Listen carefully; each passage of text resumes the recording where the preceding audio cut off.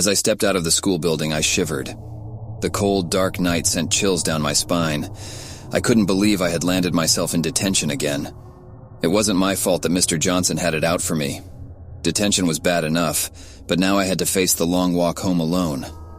Little did I know this night would turn into a horrifying ordeal that would haunt me forever. The streetlights flickered, casting eerie shadows on the deserted road. I quickened my pace, hoping to escape the suffocating darkness that seemed to close in around me. The air grew heavy with an ominous silence, broken only by the distant hooting of an owl. My heart raced, and I could feel beads of sweat forming on my forehead. As I approached the old rundown park, I saw something move out of the corner of my eye.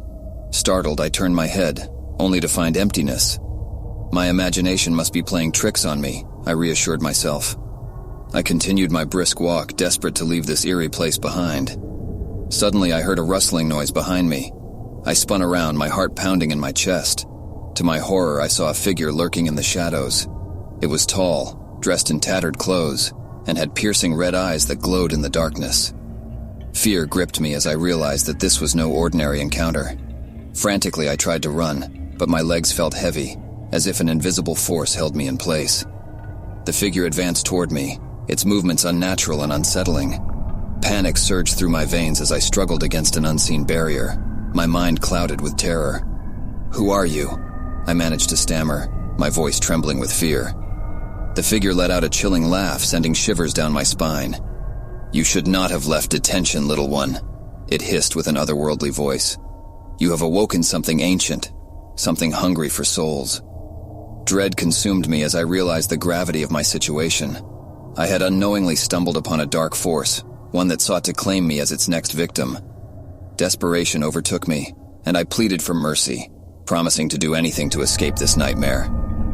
But the figure remained unmoved, its red eyes glowing brighter with each passing second. It lunged at me with inhuman speed, its gnarled hands reaching for my throat. I closed my eyes, ready to meet my untimely demise, when suddenly, a blinding light filled the air. I opened my eyes to find Mr. Johnson, the very teacher who had sentenced me to detention, standing before me, his eyes ablaze with determination. With a swift motion, he produced a vial filled with a glowing liquid and threw it at the figure. The creature let out an agonizing screech and dissolved into a swirling mist. "Run!" Mr. Johnson shouted, his voice filled with urgency. Without hesitation, I sprinted away from the park, my heart pounding, my mind racing.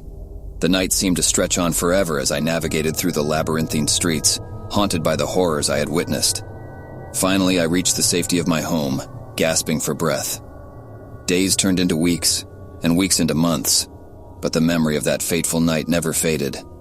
I tried to forget, to convince myself that it was just a nightmare.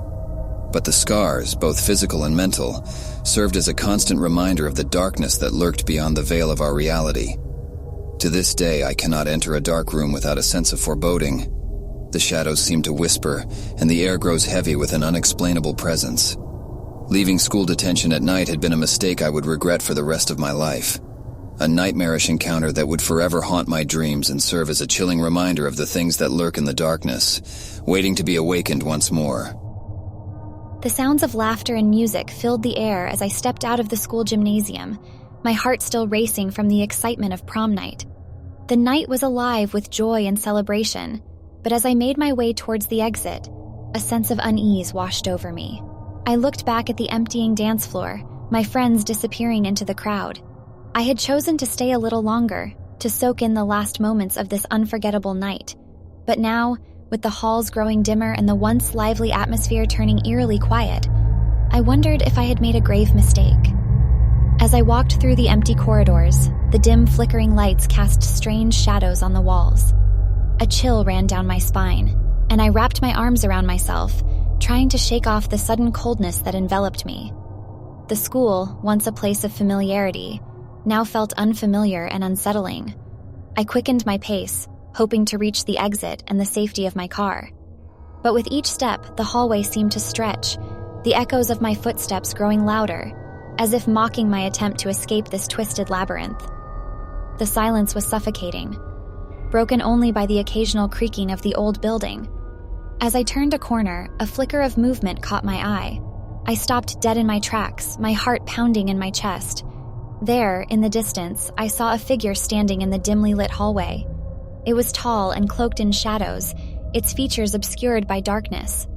A sense of dread washed over me as I realized I was not alone.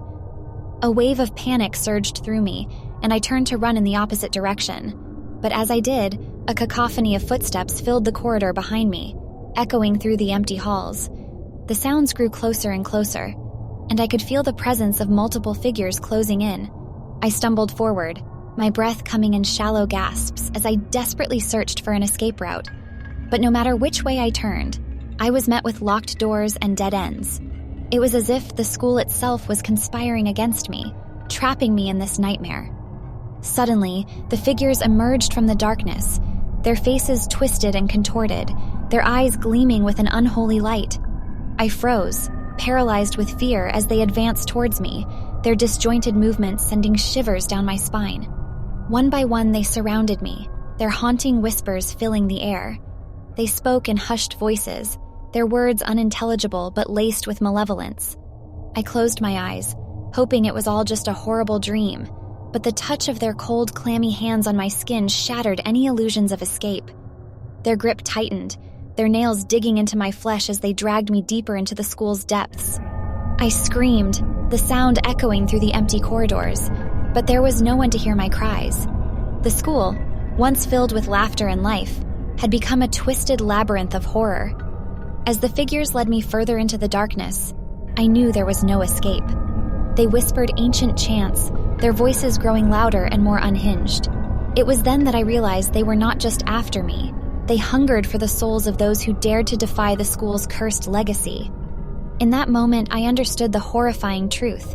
The school itself was alive, a malevolent entity feeding off the innocence and joy of its students. Prom night, once a symbol of celebration, had become a sacrificial offering to appease its insatiable hunger. The figures dragged me towards a hidden chamber deep within the school, its walls adorned with ancient symbols and the residue of dark rituals. As they prepared to unleash their unholy intentions, a surge of determination coursed through me.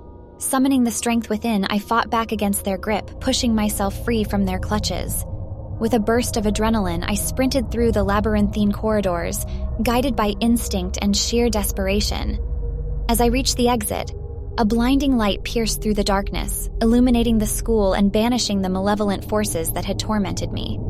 I stumbled out into the night, gasping for breath, my body bruised and battered. The school stood behind me, silent and still, as if oblivious to the horrors it had inflicted. As I looked back one last time, I vowed never to return. Prom night, once a cherished memory, had become a nightmarish ordeal, forever etched into my psyche.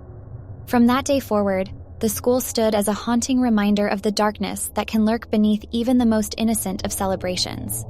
And as I walked away, scarred but alive, I knew that some secrets are best left buried in the shadows, never to be awakened again.